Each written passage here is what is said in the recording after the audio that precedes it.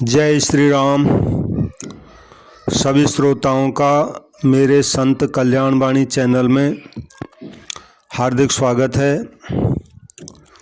आज मैं पूज्य श्रद्धेय स्वामी राम सुखदास जी महाराज जी का प्रवचन है आहार के संबंध में। आहार कैसा करना चाहिए इस विषय में। तो आहार शुद्धि इसका शीर्षक है। तो आहार शुद्धि के विषय में महाराज जी का प्रवचन मैं आपके सामने रख रहा हूँ। तो पूज्य महाराज जी की वाणी है, मनुष्यों की जो स्वाभाविक वृत्ति स्थिति भाव बनता है उसके बनने में कई कारण होते हैं, उनमें आहार भी एक कारण है। कहावत भी है कि जैसा खाए अन्न वैसा बने मन। अतः आहार जितना सात्विक होता है मनुष्य की वृत्ति उतनी ही सात्विक बनती है। अर्थात सात्विक वृत्ति के बनने में सात्विक आहार से सहायता मिलती है। गीता में आहार का स्वतंत्र रूप से वर्णन नहीं हुआ है, प्रत्युत आहारी यानी व्यक्ति का वर्णन होने से आहार का वर्णन हुआ है।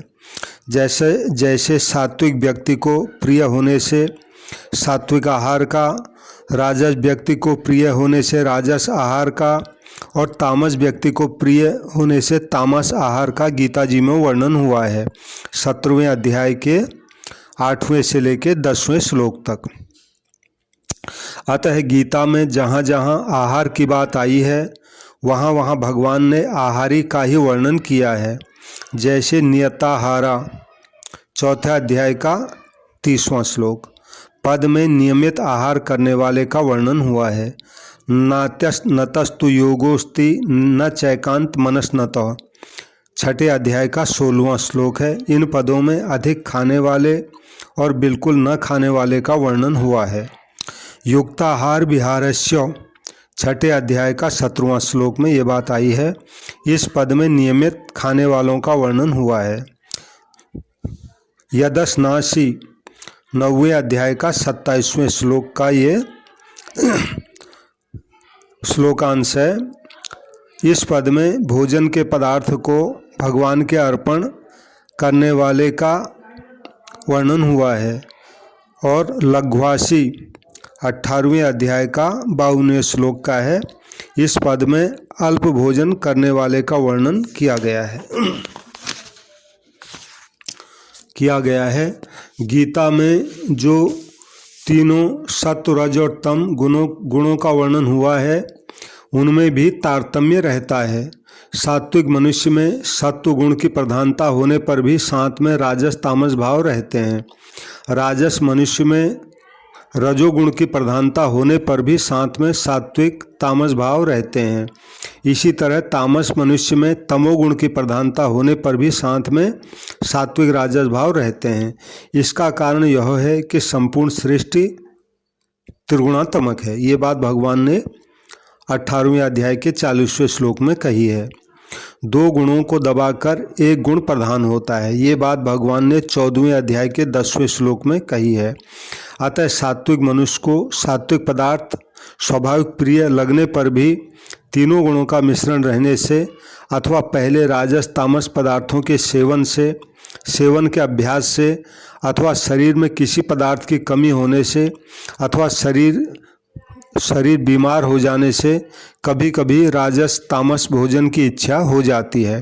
जैसे खूब नमक या नमकीन पदार्थ पाने की मन में आ जाती है अथवा अधपका साग आदि पदार्थ पाने की मन में आ जाती है। तो ये गुणों की ही कमी के कारण होता है। मतलब राजस मनुष्य को राजस पदार्थ स्वाभाविक प्रिय लगने पर भी तीनों गुणों का मिश्रण रहने से अथवा पहले सात्विक तामस पदार्थों के सेवन के अभ्यास से अथवा अन्य किसी कारण से कभी कभी सात्विक तामस पदार्थ की इच्छा हो जाती है। जैसे पहले दूध काजू पिस्ता बादाम आदि का सेवन किया है तो बीमारी के कारण शरीर कमज़ोर होने पर बल बढ़ाने के लिए उन सात्विक पदार्थों की इच्छा हो जाती है। ऐसे ही कभी कभी लहसुन प्याज आदि तामस पदार्थों की भी इच्छा हो जाती है। तामस मनुष्य को तामस पदार्थ स्वाभाविक प्रिय लगने पर भी शरीर में कमजोरी आ जाने आदि कारणों से दूध, घी आदि सात्विक तथा खट्टे, नमकीन आदि राजस पदार्थों की इच्छा हो जाती है। सात्विक मनुष्य की पूर्व संस्कार आदि के कारण राजस तामस भोजन की इच्छा हो जाने पर भी वह इच्छा राजस तामस पदार्थों का सेवन करने के लिए उसको बाध्य नहीं करती, क्योंकि उसमें सत्वगुण की प्रधानता रहने से विवेक जागृत रहता है। इतना ही नहीं, सात्विक पदार्थ स्वाभाविक प्रिय होने पर भी उनमें सात्विक पदार्थों की प्रबल इच्छा नहीं रहती। तीव्र वैराग्य होने पर तो सात्विक पदार्थों की भी उपेक्षा हो जाती है। राजस मनुष्य में शरीर को पुष्ट एवं ठीक रखने वाले सात्विक तथा तामस पदार्थों की इच्छा हो जाती है। राग की प्रधानता होने से यह इच्छा उन पदार्थों का सेवन करने के लिए उसको बाध्य कर देती है। तामस मनुष्यों में भी सात्विक राजस मनुष्यों के संग से सात्विक राजस पदार्थों के सेवन की इच्छा यानी रुचि हो जाती है, परंतु मोह मूढ़ता की प्रधानता होने से इस इच्छा का उस पर विशेष असर नहीं पड़ता, यानी तामसी मनुष्य का जो विवेक है वो दब जाता है। सात्विक मनुष्य भी अगर सात्विक पदार्थों भोजन का राग पूर्वक अधिक मात्रा में सेवन करेगा तो वह भोजन राजस हो जाएगा और राजस के परिणाम स्वरूप उसको दुख, शोक एवं रोगों को देने वाला हो जाएगा। अगर वह लोभ में आकर अधिक मात्रा में पदार्थों का सेवन करेगा तो सात्विक भोजन भी तामस हो जाएगा, जो अधिक निद्रा आलस्य में उसको लगा देगा। राजस मनुष्य भी अगर राजस भोजन को राग पूर्वक करेगा तो परिणाम में रोग, पेट में जलन आदि होंगे। अगर वह उन्हीं पदार्थों का सेवन अधिक मात्रा में करेगा तो जलन, दुख, रोग आदि पदार्थों के साथ निद्रा, आलस्य आदि बढ़ जाएंगे। अगर वह विवेक विचार से उसी भोजन को थोड़ी मात्रा में करेगा तो उसका परिणाम राजस, दुख, शोक आदि न होकर सात्विक होगा, अर्थात अंतःकरण में निर्मलता, शरीर में हल्कापन, ताजगी आदि होंगे। निद्रा कम आएगी, आलस्य नहीं आएगा, क्योंकि उसने युक्ताहार किया है यानी उचित भोजन। तामस मनुष्य अगर तामस भोजन को मोहपूर्वक करेगा तो तामसी वृत्तियाँ ज़्यादा पैदा होंगी। अगर उसी भोजन को थोड़ी मात्रा में करेगा तो वैसी वृत्तियाँ पैदा नहीं होंगी, सामान्य वृत्तियाँ रहेंगी, अर्थात अधिक मोहित करने वाली वृत्तियाँ नहीं होंगी। भोजन के पदार्थ सात्विक होने पर भी अगर वे न्याय युक्त एवं सच्ची कमाई के नहीं होंगे, प्रत्युत निषिद्ध रीति से पैदा किए हुए होंगे तो उनका भी नतीजा अच्छा नहीं होगा। वे कुछ न कुछ राजसी तामसी वृत्तियाँ पैदा करेंगे, जिससे पदार्थों में राग बढ़ेगा, निद्रा, आलस्य भी ज़्यादा होंगे।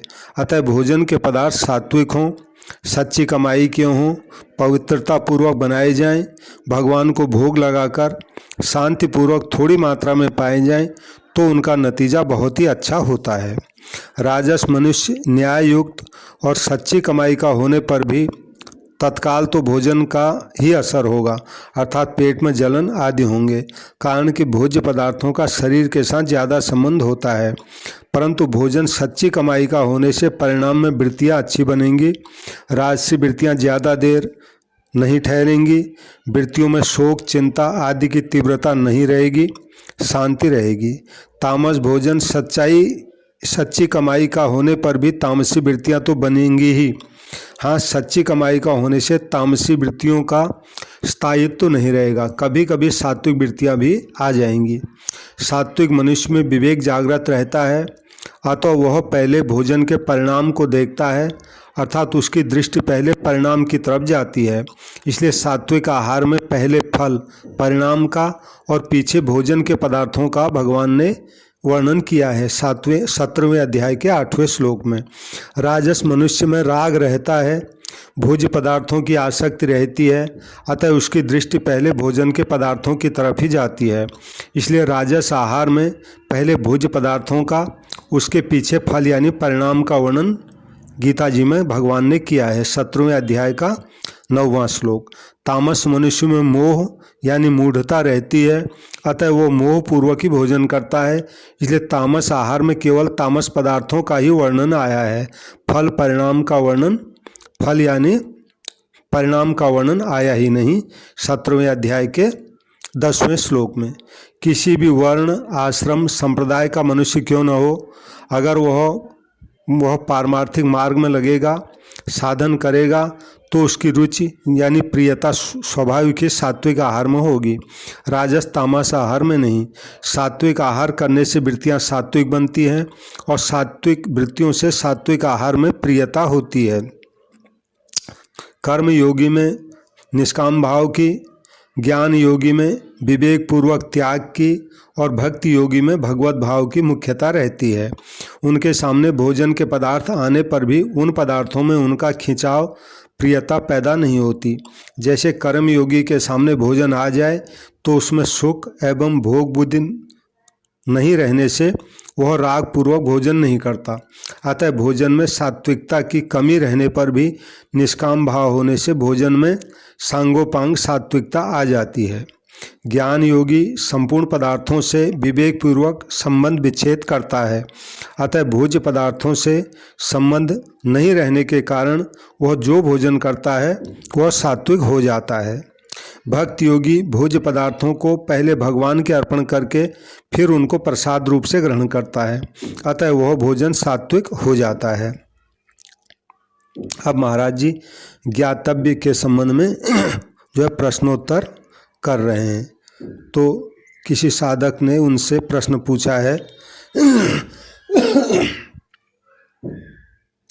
पूछा है महाराज आयुर्वेद और धर्मशास्त्र में विरोध क्यों है?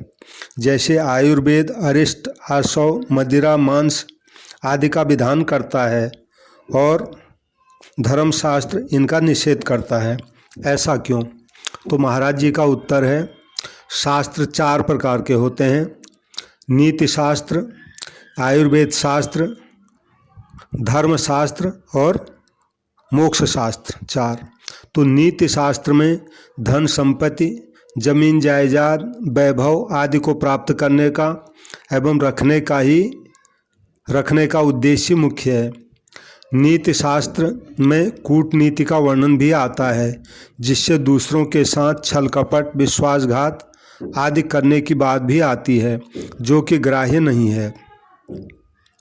दूसरा आयुर्वेद शास्त्र। आयुर्वेद शास्त्र में शरीर की ही मुख्यता होती है, अतः उसमें वही बात आती है जिससे शरीर ठीक रहे। वह बात कहीं कहीं धर्मशास्त्र से विरुद्ध पड़ती है। तीसरा है धर्मशास्त्र। धर्मशास्त्र में सुख भोग की मुख्यता है, अतः उसमें वही बात आती है जिससे यहाँ भी सुख हो और परलोक में भी, स्वर्ग आदि लोकों में भी सुख हो। चौथा मोक्ष शास्त्र। मोक्ष शास्त्र में जीव के कल्याण की मुख्यता है, अतः उसमें वही बात आती है जिससे जीव का कल्याण यानी उद्धार हो जाए। मोक्ष शास्त्र में धर्म विरुद्ध बात नहीं आती, उसमें सकाम भाव का भी वर्णन आता है, पर उसमें महिमा नहीं कही गई है, प्रत्युत उसकी निंदा ही की गई है। कारण कि साधक में जब तक सकाम भाव रहता है तब तक परमात्म प्राप्ति में देरी लगती है। यही लोक और परलोक के सुख की कामना का त्याग करने पर धर्मशास्त्र भी मोक्ष में सहायक हो जाता है। आयुर्वेद में शरीर की ही मुख्यता रहती है, अतः किसी भी तरह से शरीर स्वस्थ निरोग रहे, इसके लिए आयुर्वेद में जड़ी बूटियों से बनी दवाइयों के साथ मांस, मदिरा, आसव आदि के सेवन का भी विधान आता है। धर्मशास्त्र में सुख भोग की मुख्यता रहती है, अतः उसमें भी स्वर्ग आदि की प्राप्ति के लिए किए जाने वाले अश्वमेध आदि यज्ञों में पशु बलि का, हिंसा का वर्णन आता है। वैदिक मंत्रों के द्वारा विधि विधान से की हुई वैदिकी हिंसा को हिंसा नहीं माना जाता। हिंसा नहीं मानने पर भी हिंसा का पाप तो लगता ही है। सत्क्रतु इंद्र 100 यज्ञ करके इंद्र बनने वाला भी दुखी होता है, उस पर भी आफत आती है। उसके मन में भी ईर्ष्या, भय, अशांति आदि होते हैं कि मेरा पद कोई छीन न ले आती। यह वैदिकी हिंसा का ही फल है, यानी इंद्र बनने के लिए जो यज्ञ आदि किए थे उसमें जो हिंसा हुई थी उसके कारण ये सब होता है। मतलब इसके सिवाय मांस का सेवन करते करते मनुष्य का स्वभाव बिगड़ जाता है, फिर उसमें परलोक की प्रधानता नहीं रहकर स्थूल शरीर की प्रधानता हो जाती है और वह शास्त्रीय विधान के बिना भी मांस का सेवन करने लग जाता है। आयुर्वेद में हिंसा की सीमा नहीं होती, क्योंकि उसमें स्थूल शरीर को ठीक रखने की मुख्यता है, अतः उसमें परलोक बिगड़ने की परवाह नहीं होती। धर्मशास्त्र में सीमित हिंसा होती है, जिससे परलोक बिगड़ जाए ऐसी हिंसा नहीं होती, परंतु धर्मशास्त्र में मनुष्य के कल्याण यानी मोक्ष की परवाह नहीं होती। तात्पर्य है कि आयुर्वेद और धर्मशास्त्र दोनों ही प्रकृति के राज्य में हैं। जब तक अंतःकरण में नाशवान पदार्थों का महत्व रहता है, तब तक मनुष्य पाप से, हिंसा से बच ही नहीं सकता। वह अपनी भी हिंसा पतन करता है और दूसरों का भी, परंतु जिसमें सकाम भाव नहीं है उसके द्वारा हिंसा नहीं होती। अगर उसके द्वारा हिंसा हो भी जाए तो भी उसको पाप नहीं लगता, क्योंकि पाप कामना यानी राग में है, क्रिया में नहीं है। लोगों की प्रायः ऐसी धारणा बन गई है कि औषध रूप में मांस आदि अशुद्ध चीज खाना बुरा नहीं है, परंतु ऐसा मानने वाले वही लोग हैं जिनका केवल शरीर को ठीक रखने का, सुख आराम का ही लक्ष्य है, जो धर्म की अथवा अपने कल्याण की परवाह नहीं करते। औषध रूप में भी अभक्ष भक्षण करने से हिंसा और अपवित्रता तो आ ही जाती है। औषध रूप में भी अभक्ष भक्षण करने से हिंसा और अपवित्रता तो आ ही जाती है, अतः औषध रूप में भी अभक्ष भक्षण नहीं करना चाहिए। अगला प्रश्न है, अगर शरीर रहेगा तो मनुष्य साधन भजन करेगा, अतः अभक्ष भक्षण करने से अगर शरीर बच जाए तो क्या हानि है? ऐसा प्रश्न महाराज जी से पूछा है। तो महाराज जी का उत्तर है, अभक्ष भक्षण करने से शरीर बच जाए, मौत टल जाए, यह कोई नियम नहीं है। अगर आयु शेष होगी तो शरीर बच जाएगा और आयु शेष नहीं होगी तो शरीर नहीं बचेगा, क्योंकि शरीर का बचना अथवा न बचना प्रारब्ध के अधीन है, वर्तमान के कर्मों के अधीन नहीं। अभक्ष भक्षण से शरीर बच नहीं सकता, केवल शास्त्र की किंचित पुष्टि हो सकती है, पर अभक्ष भक्षण से जो पाप होगा उसका दंड तो भोगना ही पड़ेगा। मनुष्य साधन भजन का तो केवल बहाना बनाता है। वास्तव में शरीर में राग आसक्ति रहने से ही वह अशुद्ध दवाइयों का सेवन करता है। जिसका शरीर में राग नहीं है, जिसका उद्देश्य अपना कल्याण करना है, वह प्रतिक्षण नष्ट होने वाले शरीर के लिए अशुद्ध चीज़ों का सेवन करके पाप क्यों करेगा? अगला प्रश्न है, आजकल कई लोग जीव रहित अंडा खाने में दोष नहीं मानते, ये कहाँ तक उचित है? ये प्रश्न है। तो महाराज जी का उत्तर है, जीव रहित होने पर भी वह साग सब्जी की तरह शुद्ध नहीं है, प्रत्युत महान अशुद्ध है, क्योंकि वह अंडा महान अपवित्र रज यानी रक्त और मांस से ही बनता है। माताएं बहनें जब रजस्वला हो जाती हैं तब उनको हम छूते भी नहीं, दूर से ही नमस्कार करते हैं, क्योंकि उनके छूने से अपवित्रता आती है। रजस्वला स्त्री की छाया पड़ने से सांप अंधे हो जाते हैं और पापड़ काले पड़ जाते हैं। जलाशय को छूने से उसमें जीव जंतु पैदा हो जाते हैं। अन्न वस्त्र आदि को छूने से वे अपवित्र हो जाते हैं, कारण कि रजस्वला स्त्री के शरीर से जहर निकलता है, जिसके निकल जाने पर वह शुद्ध हो जाती है। इस प्रकार जिस रज को अपवित्र मानते हैं उसी रज से अंडा बनता है, अतः अंडा खाने वाले में वह अपवित्रता आएगी ही। जो व्यक्ति जीव रहित अंडा खाने लग जाएगा वह फिर जीव वाला अंडा भी खाने लगेगा। इसके सिवाय जीव रहित अंडों में जीव वाले अंडों की मिलावट न हो, इसका भी क्या पता। अतः प्रत्येक दृष्टि से अंडा खाना निषिद्ध है और पाप है। अगला प्रश्न है, जड़ी बूटियाँ उखाड़ने में भी हिंसा होती है, अतः उनसे बनी हुई दवाइयाँ लेनी चाहिए या नहीं।